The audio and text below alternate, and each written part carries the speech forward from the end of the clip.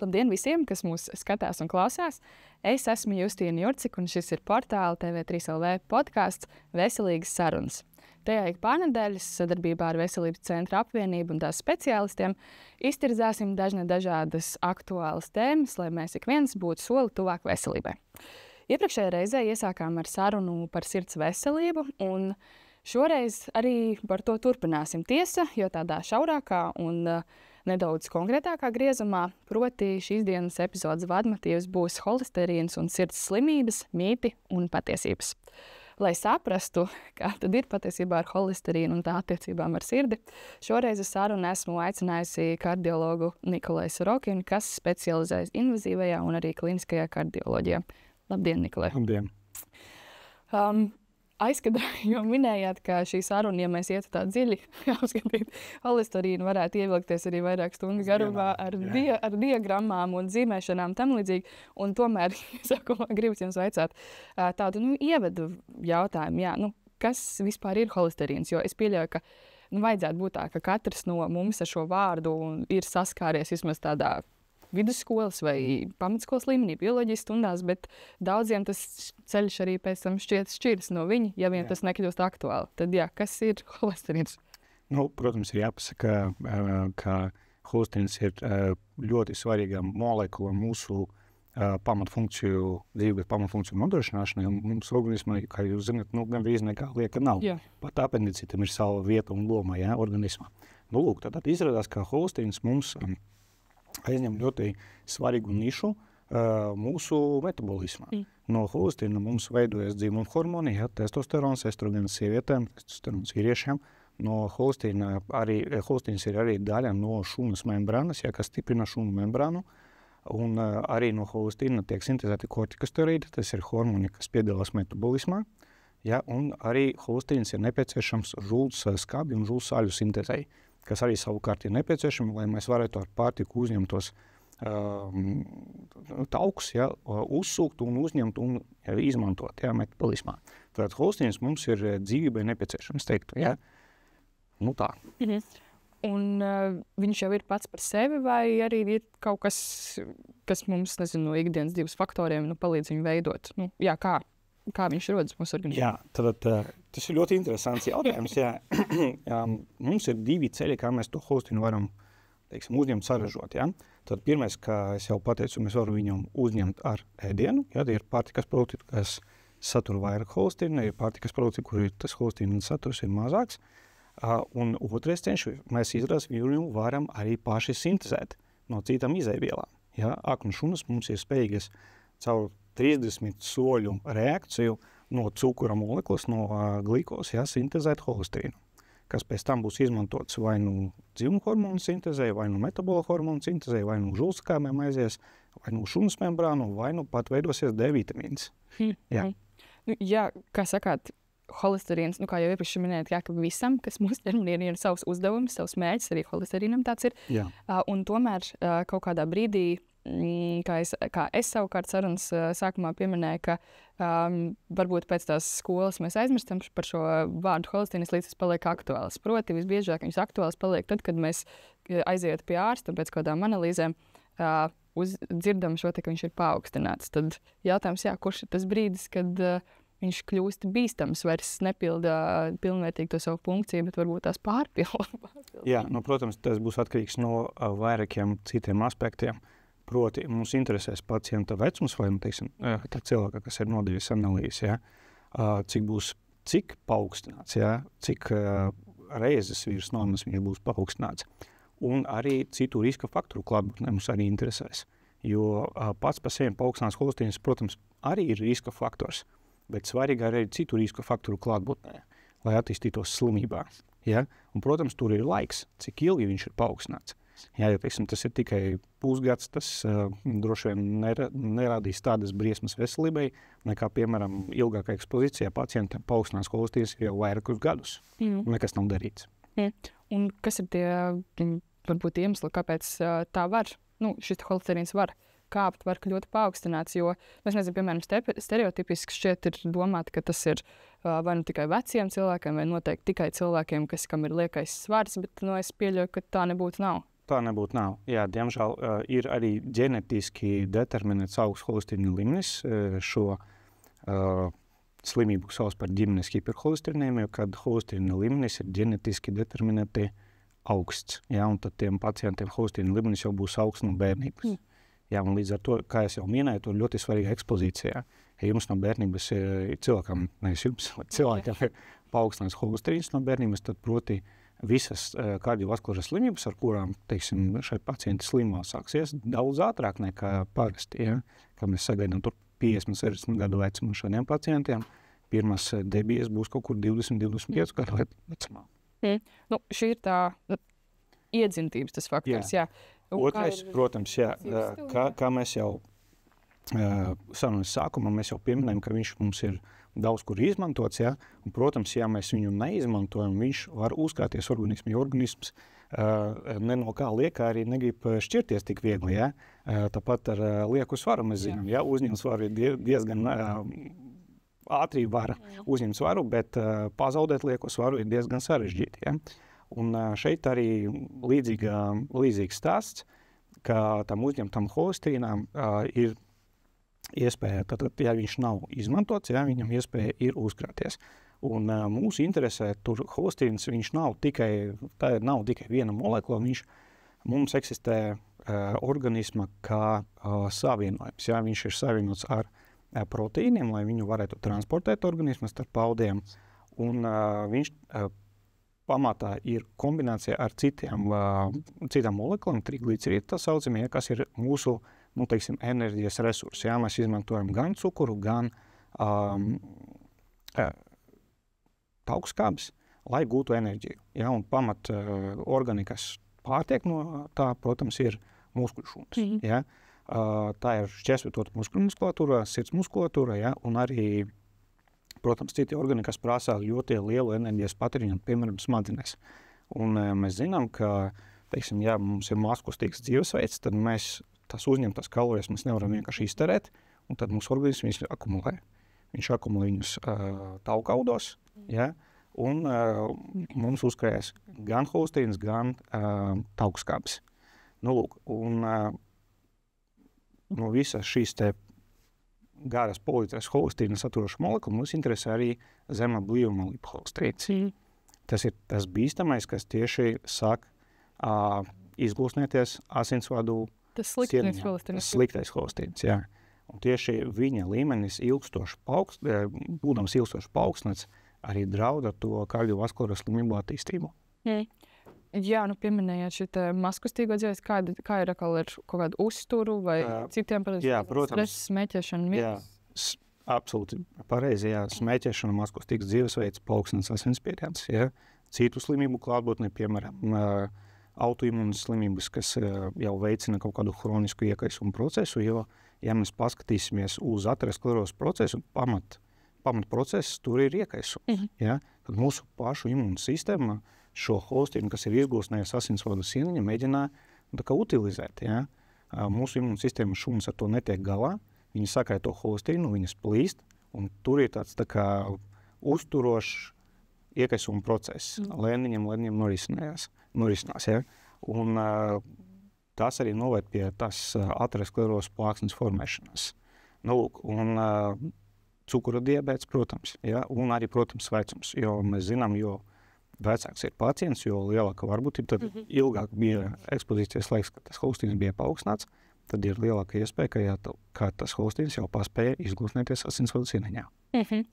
Nu jā, nereti šķiet tieši saistībā ar holesterīnu, tas brīdis, kad tu uzzini, ka kaut kas varētu būt tā ārpus normas, ir tas, ka tu veic asins analīzi. Tas ir kaut kāds ikgadējās, ja tu esi tāds apzinīgs, vai varbūt tās ārsts ir nosūtījis, jo ir bijuši kaut kādas sodzības, un tas jau ir tāds apstiprinājums, ka tiešām kaut kas nav labi, bet vai ir kaut kādas pazīmes vai, nezinu, sajūtas, kam sekot līdzi ikdienā, kas varbūt var kā vēstīt, ka ir jāveic tieši šāds konkrēts? Jā, diemžēl nedaudz paaugstinātu holesterīna līmenī mēs droši vien nekā nejūtīsim. Ja? Tad mums ir jāpievērš uzmanība citiem riska faktoriem. Un, piemēram, mēs konstatējam, ka pacientam ir paaugstināts spiediens. Tad mēs zinām, ka paaugstinātā spiediena kombinācijā ar paaugstinātu holesterīnu noteikti rezultēsies ar, teiksim, tā kā ļaunāko to aterosklerozes procesu norisi, ja? Tad mums ir jākorīģē abi divi riska faktori. Ir, protams, ģimenes hiperholesterīnēmijas gadījumi, tur ir tādas saucamās stigmas, ja, kas ir pamanāmas, ko speciālists vai, teiksim, ārsts var pamanīt, un tad aizdomāties, ka tiešām holesterīna līmenis ir augsts. Slikta iedzimtība, piemēram, ja pacients mums saka, ka viņam, teiksim, tuvākas pakāpes radiniekiem ir bijusi kaut kāds kardiovaskulārs slimība tādā agrīnā vecumā, kad mēs nesagaidām. Ja, piemēram, 40 gadu vecumā tur bijis pirmais infarkts kādam no radiniekiem, tas jau būs ļoti aizdomīgi, un tad mēs sāksim droši vien padziļināti šādus pacientus izmeklēt.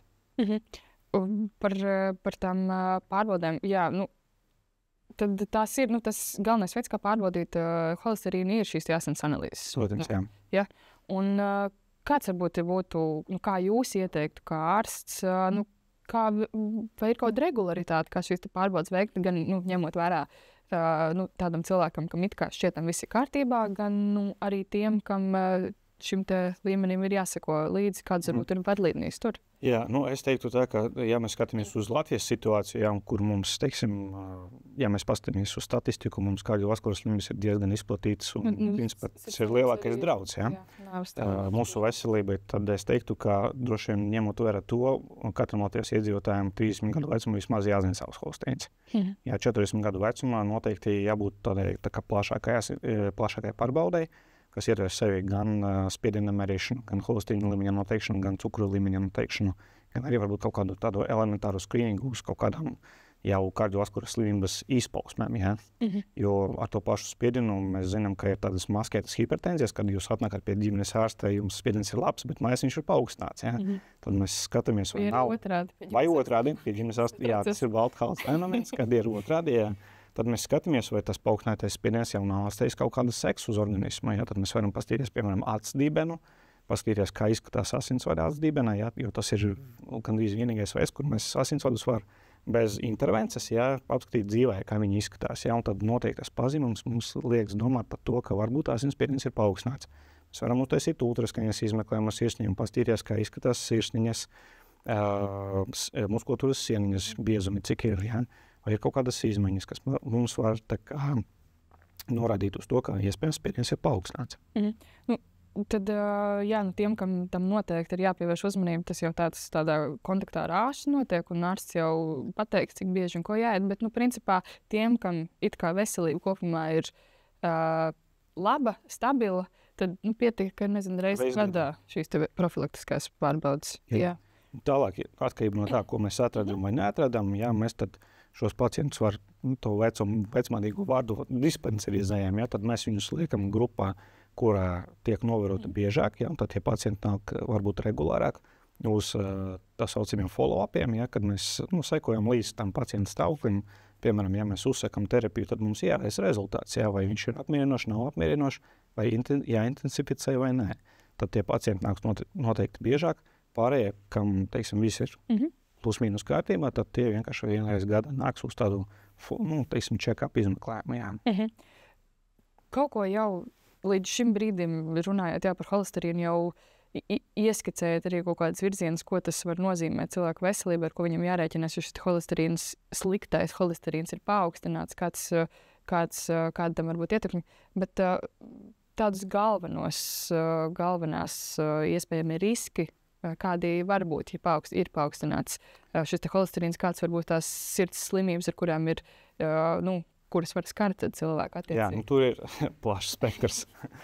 Tur ne tikai sirds slimības, tur ir vispār asinsvadu slimības, jo tas holesterīns viņš neizgūstēsies tikai viena orgāna, kaut kur izolēti viena asinsvada. Nē, tā nemaz nav. Šis process ir ģeneralizēts, tad visos asinsvados viņš kaut kādā mērā būs izteikts. Ja? Un, protams, tie orgāni, kas prasa ļoti lielu enerģijas patēriņu, kur ir ļoti svarīga tā svaigo asiņu pieplūde, ar barības vielām uz kābeklī, tie cieši, protams, pirmie, tas ir smadzenes un sirds. Ja mums kaut kur nieres kaut kāds mazs zariņš aiztaisīsies ciet, mēs varbūt arī nemaz to nejutīsim, bet sirsniņā vai smadzenēs mums kaut kāds mazs asinsvads aizies ciet, tad būs insults vai infarkts, respektīvi. Un tad lielākās, teiksim, briesmas mūsu veselībai ir, protams, sirds asinsvadu slimības, tas ir infarkts, vai smadzeņu asinsvadu slimības, tas ir insults. Tad, jāpaturprātā, jo šīs ir tās slimības, kas var arī beigties letāli. Diemžēl. Vai ar ilgstošu Pārciešot, tad tomēr atkal citas sekas. Ja sanāk šīs slimības atkal pārciest, tad... Jā, ir iespējama invaliditāte. Jā, kas, kā viņi izpildīsies, mēs nezinām. Jā, mums, protams, ir tās rehabilitācijas programmas, bet, protams, droši vien prātīgi ir ieguldīt, lai tā slimība vispār nemaz neattīstās. Par to ieguldījumu. Izrunājām, kas ir tie faktori, kas var ietekmēt.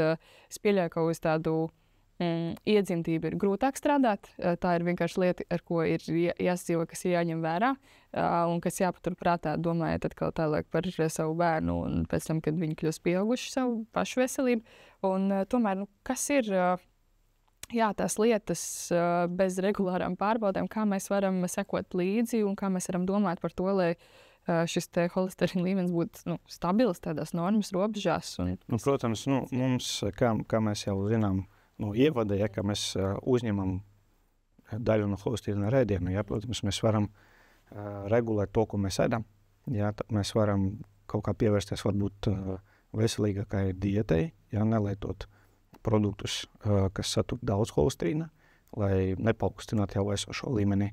Bet problēmas slēpjas, kas saka, sīkumos un detaļās. Kā izrādās, ka ne visi cilvēki ir spējīgi ietekmēt savu holesterīna līmeni tikai ar dietu. Tā ietekmē, teiksim, ar dietu, ja mēs, piemēram, pilnīgi atsakamies no holesterīna saturošiem produktiem. Varbūt es izturpināšu, varbūt var nosaukt kaut kādas piemēras tiem produktiem.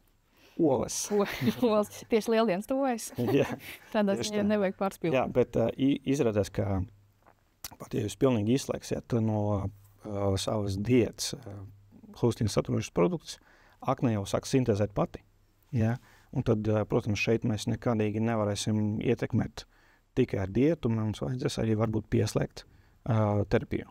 Atkarība no tā, vai ir riska faktori, kāda riska grupa ir pacients, būs pieņems finālais lēmums, vai uzsākt terapiju vai neuzsākt. Es pieļauju, ka piemērt arī šo smēķēšanas faktoru, tad labāk atteikties no smēķēšanas, ja ir kāds smēķētājs un ir problēmas ar holesterīnu. Fiziskās aktivitātes, cik tā liela loma ir pie holesterīna? Ir diezgan liela loma, lai mēs varētu sadedzināt tās kalorijas un lai, teiksim, tās pārlieku kalorijas nesaktu uzkrāties kā taukaudi, kas arī saturēs holesterīnu noteikti, tad, protams, aktīvam dzīvesveidam arī ir ļoti liela nozīme. Pavalti mēs propagandējam vairāk tādu aktīvu fizisku dzīvesveidu, ka ir nepieciešamas fiziskas aktivitātes, gan sirds veselībai, gan asinsvadu veselībai.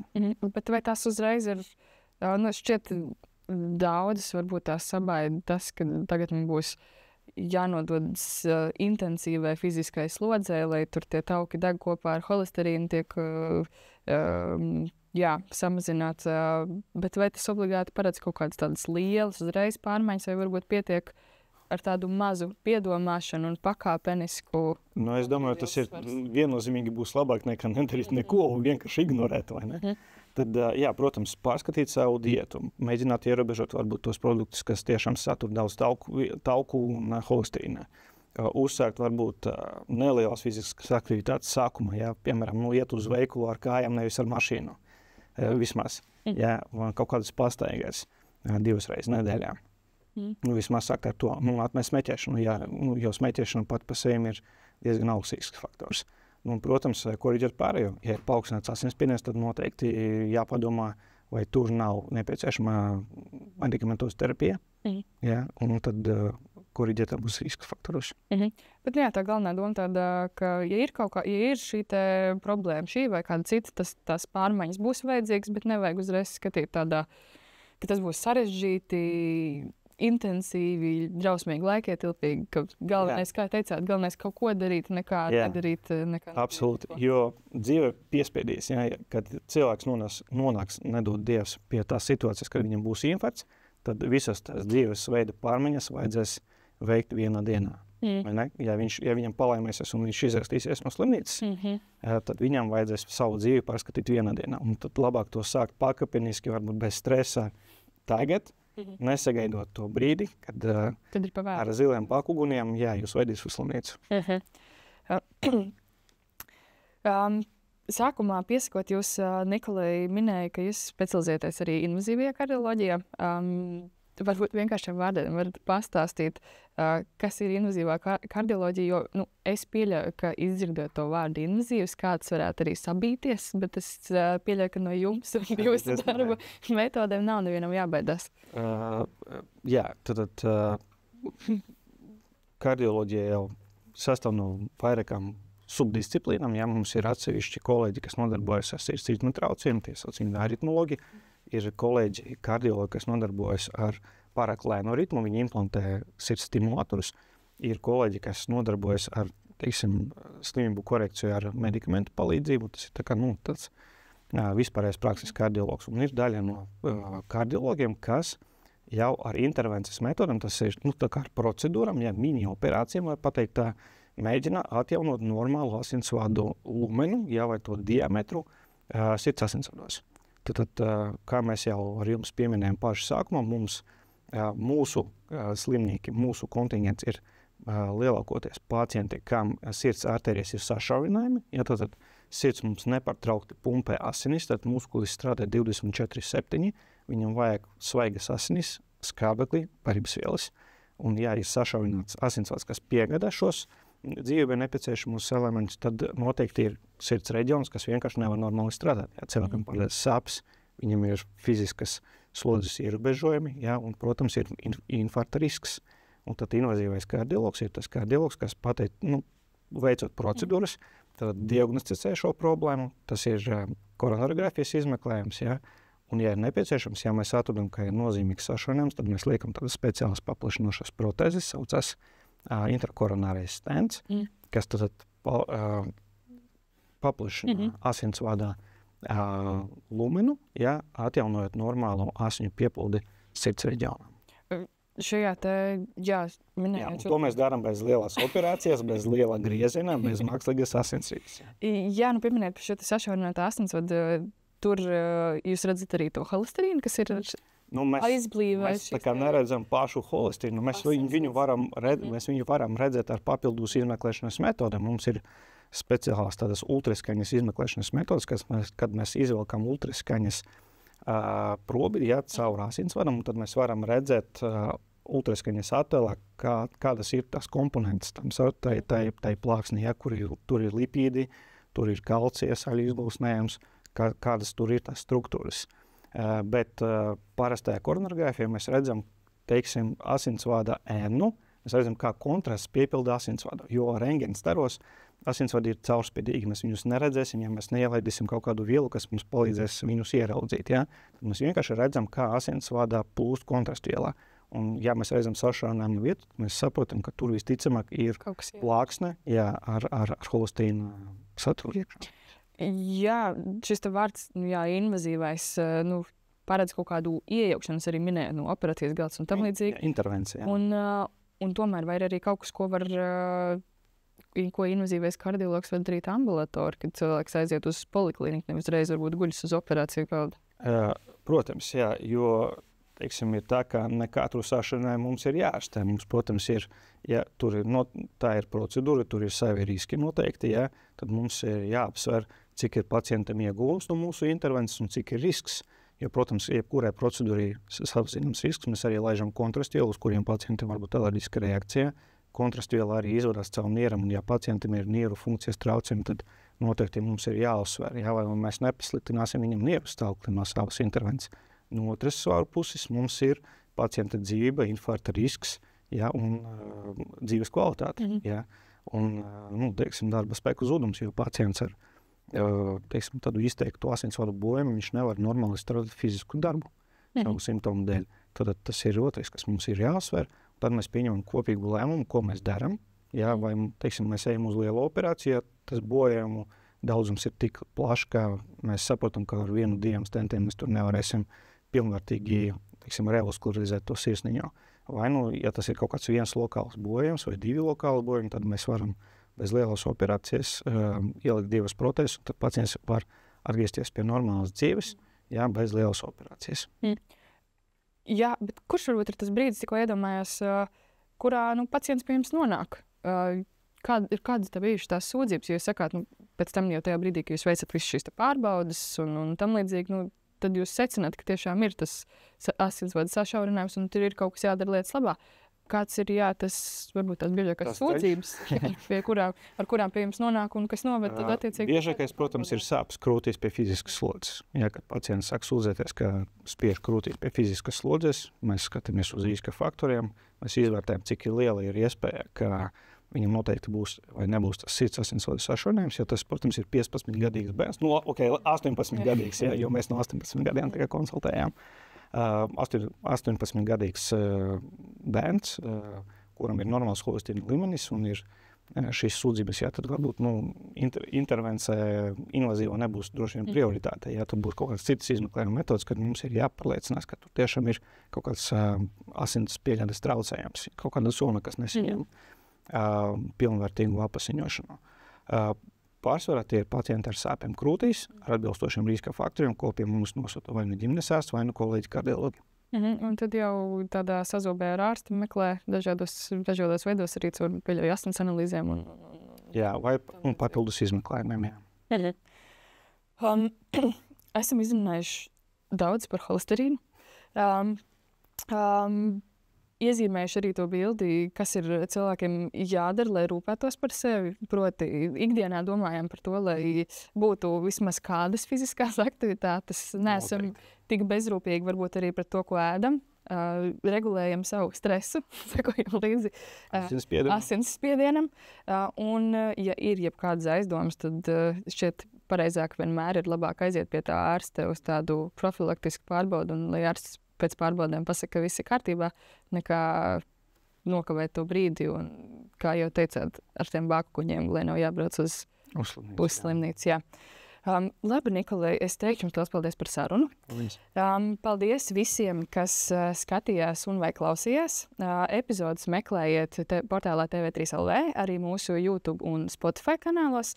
Un tiekamies jau nākamreiz, kad jau atkal kopā ar kādu veselības centra apvienības speciālistu kāpsim nākamos soļus tuvāk veselībai. Paldies!